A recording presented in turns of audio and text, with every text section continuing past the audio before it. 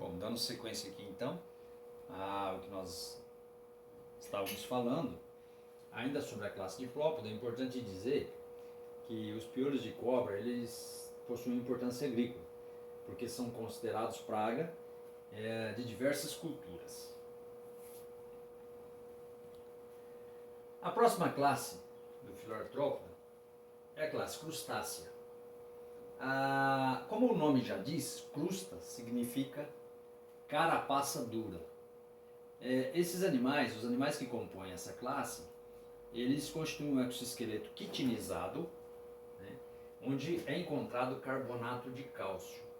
Qual seria a função, né, desse elemento químico, desse cálcio?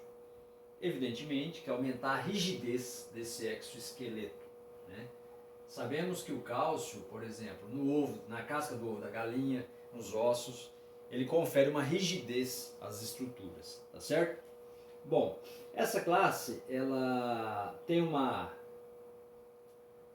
valor econômico porque muitos dos animais que compõem ela são apreciados pela culinária brasileira. A saber, os camarões, siris, caranguejos ainda são encontrados nessa classe, as cracas e as lagostas. Olhando as figuras, nós temos ali uma lagosta adulta, gigante, né? Os camarões, né? E siris. Bom, a outra classe que compõe o Filoartrópoda é uma classe que, em termos de número, né, em termos de diversidade, é considerada uma das principais classes de invertebrados do reino animal. Estou falando da classe insecta. Né? Só nessa figura ilustrativa é possível ver várias ordens ali, né? Lepidópteras, himenópteras, coleópteras, dípteras e por aí vai. Esses animais eles obtiveram um êxito evolutivo muito grande, né? Praticamente eles ocupam todos os ambientes da Terra. Vamos conhecer um pouquinho mais sobre eles. Para ser inseto, e essa figura de uma abelha, que é o que vocês estão vendo aí, eu trago exatamente para ilustrar isso. Para ser inseto, o indivíduo tem que ter muito bem definido o corpo, dividido em 3 partes: cabeça, tórax e abdômen. Então, está muito claro, né, nessa abelha que dá para distinguir cada parte da outra. Bom, vamos falar um pouco sobre a morfologia interna desses insetos. E aí eu chamo a atenção para a primeira figura, que é essa figura aqui, tá certo? Porque os insetos eles possuem sistema digestório completo, né? Ou seja, boca e ânus. Vamos seguir ali a partir da boca, só para a gente ver alguns aspectos interessantes. Então a boca leva a uma estrutura chamada esôfago, estrutura essa que não é diferente, por exemplo, dos mamíferos, né? Nos mamíferos também essa estrutura tem esse nome. Só que nos insetos, no esôfago, vocês encontram a glândula salivar. Eu não vou me ater muito a detalhes, porque no curso de agronomia vocês terão uma disciplina só voltada a isso, certo? Bom, seguindo ali a glândula salivar, passamos ali por secos gástricos, né? E seguindo então o intestino. Chama atenção para aquela porção do intestino onde está assinalado os túbulos de Malpighi. Como eu já falei anteriormente, um dos fatores que favoreceu, que permitiu o grande sucesso dos insetos no ambiente terrestre, exatamente a forma como esses animais excretam seus resíduos nitrogenados. Então solicitei que vocês leiam um pouco a respeito para a gente estar discutindo isso na aula. Seguindo ainda no intestino, vocês vão ver que o intestino termina numa estrutura chamada ânus, não diferente da maioria dos animais que conhecemos. Ali também tem o aparelho reprodutor, onde é possível observar o ovário, né, vagina, tá certo? Depois eu vou falar um pouco sobre a reprodução desses indivíduos. tá certo? Vamos passar para a segunda figura, que é essa figura aqui, onde agora eu vou detalhar um pouco sobre a forma como esses animais respiram. Se vocês olharem a representação do grilo ali, vocês vão perceber que ao longo do corpo desses animais, na porção lateral, existem várias aberturas que são denominadas espiráculos. É através dessas aberturas que o oxigênio chega até os tecidos musculares e o CO2 é liberado.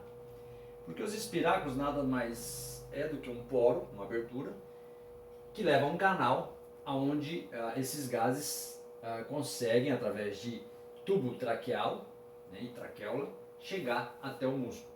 A função do oxigênio no músculo, não cabe aqui discutir, mas evidentemente que todos nessa altura do campeonato devam saber, certo? Bom,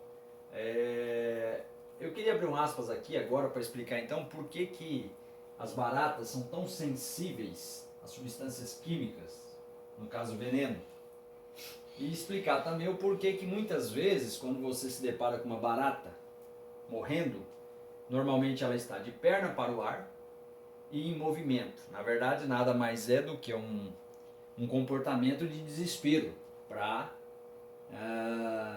conseguir tentar obter a oxigenação do seu corpo. Ok?